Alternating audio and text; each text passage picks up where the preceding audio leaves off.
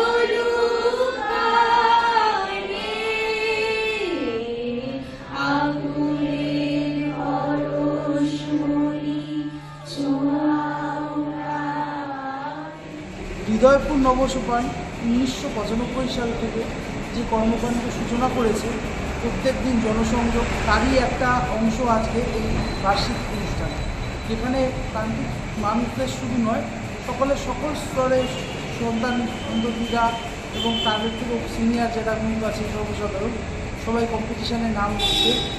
আমাদের রাজ্যের বিভিন্ন প্রান্ত থেকে সবাই আসছে। আর এই বাচ্চারা আমাদের যাদেরকে আমরা ডেভেলপ করছি, তারাই কম্পিটিশানের ভলেন্টিয়ার্স।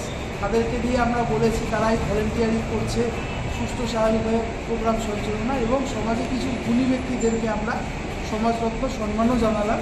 এই আজকের কর্মকাণ্ড এইভাবেই আমরা পালন করছি।